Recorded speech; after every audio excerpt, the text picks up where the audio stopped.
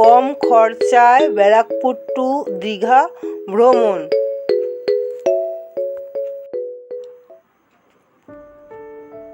Good morning বন্ধুরা, কেমন আছো সবাই? আশা করি ভালো আছো। তো আমরা দেখো ভোরবেলায় রওনা দিয়েছি।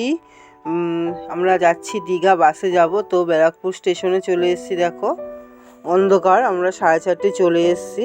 তা আমাদের 5টায় বাস ছাড়ার কথা, তো আমাদের 5:20 বাস ছেড়েছে। আমরা বাসে উঠে পড়েছি।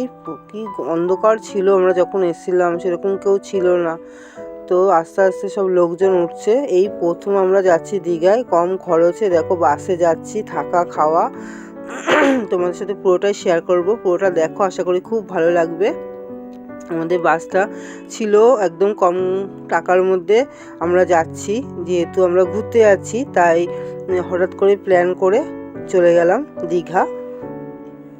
তো দেখো অনেকটাই ছেড়ে দিয়েছে, আমি ভিডিও করতে পারছি না কেন, যেহেতু অনেকটা দূর জার্নি। তো আমাদের অস্বস্তি লাগছিলো, ছেলে আর আমার।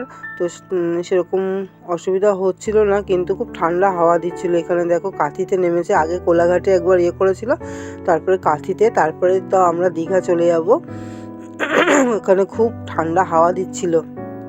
দেখো আমরা চলেও আসলাম দীঘা। ওই যে মন্দিরের পাশ দিয়ে যাচ্ছি আমরা। হোটেলেও চলে এসেছি আমরা জাহাজবাড়ির সামনে।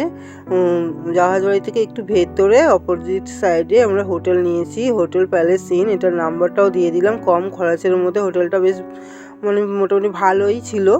তো আমি ফোনের মাধ্যমে যোগাযোগ করে, তারপরে চেনা পরিচয় ছিল একজন দাদা, তার মাধ্যমে যোগাযোগ করে। দেখো সামনে অনেক বড় বড় হোটেল রয়েছে, বড় বড়। এখানে সব হোটেল এখানে হোটেল রেস্টুরেন্ট সব একসাথেই রয়েছে।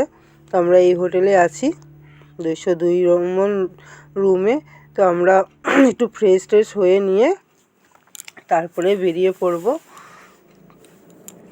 সমুদ্র সৈকতে উদ্দেশ্যে। তো এখানে টিভিও আছে। টিভিটা যেহেতু আমরা আগে থেকে বুক করে আসিনি, আমরা এখানেই বুক করেছিলাম। আমি ফোনে কথা বলে রেখেছিলাম, তাই টিভিটা ওরা লাইনগুলো সেট করেনি। সামনের পিছনে দুটোই ব্যালকনি রয়েছে। গলার অবস্থা খুব খারাপ। তো দেখো আমরা এবার বেরিয়ে পড়েছি ফ্রেশ হয়ে। আমরা এখানে একটু খাওয়া দাওয়া করবো। এখানেও থাকা খাওয়া সব রকম ব্যবস্থা আছে এই হোটেলে। তো এখানেও খুব ভালো, তোমরা চাইলে এখানে যোগাযোগ করতে পারো। খুব সুন্দর আর কম খরচের মধ্যে খুব ভালো ভালো খাবার দাবার এখানে পাওয়া যায়। ব্যবহার এত ভালো না। তো এখানেও আমাদের পরিচয় হয়ে গেছে, যেহেতু আমাদের কলকাতায় অনেক দাদারাই এখানে থাকে।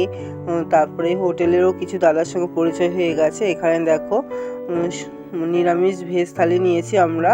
তো এখানে আলু ভাজা, একটা সবজি, ডাল আর একটা ওলকপি আলুর তরকারি, চাটনি। তো দারুণ খাবার, এখানে না খেলে বোঝাই যাবে না। কয়েকটা জায়গায় আমরা খেয়েছি, এত ভালো না, খরচটা ঠিক বাজেটের মধ্যেই, খুব সুন্দর। আর এদের ব্যবহারও ভীষণ ভালো। তারপরে দেখো জাহাজবাড়ি থেকে এদিকটা যেতে হয় ঢেউসাগরের ওদিকে, আর এদিকে যেতে হবে সমুদ্র সৈকতে। তো এই বিচের মধ্যে দেখো আমরা হাঁটতে চলে এসেছি, বেশি দূর নয়। তো আমরা সকালই পৌঁছে গেছি যেহেতু, তাই 1 মিনিটও সময় নষ্ট না করে বেরিয়ে পড়লাম ঘুরতে। তো এখানে দেখো কত সুন্দর, সব এগুলো কি বলো তো, এগুলো আমাদের ওখান থেকে সব এনে ব্যবসা করে এখানে। তো এখানে জিনিসের দাম একটু বেশি, তার জন্য সেরকম কিছু কেনাকাটি করিনি, একটু দেখছিলাম। এই শাঁখগুলো একটু জিজ্ঞেস করছিলাম, মনে করেছিলাম একটা শাঁখ নেব, কিন্তু দেখছি যে এখানে দামটা অনেকটাই বেশি, আমাদের এখানে এতটা দাম বেশি না। তাই আবার জিজ্ঞেস করছিলাম কোথা থেকে জিনিসগুলো আসছে। তো আবার যেখানে যাচ্ছি পরিচয় হয়ে যাচ্ছে। তারপরে দিয়ে আমরা 2 দিন যেহেতু থাকবো, আজকে একটু মোটামুটি ভালোই ঘোরাঘুরি করে তারপরে আবার আরেকদিন ঘোরাঘুরি করবো। তো তোমাদের সাথে শেয়ার করবো, পুরোটা দেখো।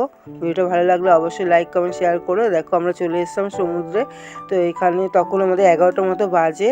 তো আমরা আজকে আর স্নান করিনি, প্রচুর লোক স্নান করছিল, আমরা কালকে করব। তো কেমন ভিডিওটা ভালো লাগলে অবশ্যই লাইক কমেন্ট শেয়ার করো, সাবস্ক্রাইব করো। কেমন লাগছে তোমাদের অবশ্যই জানিও, কারা গেছে সেটাও জানিও। তারপরে আমরা একটু দেখে তারপরে ডাব খেয়ে রুমে গিয়ে ফ্রেশ হয়ে তারপরে আবার বেরিয়ে পড়বো ঘোরার উদ্দেশ্যে। পুরোটা দেখাবো, আজকে পার্ট 1টা দেখালাম। টাটা।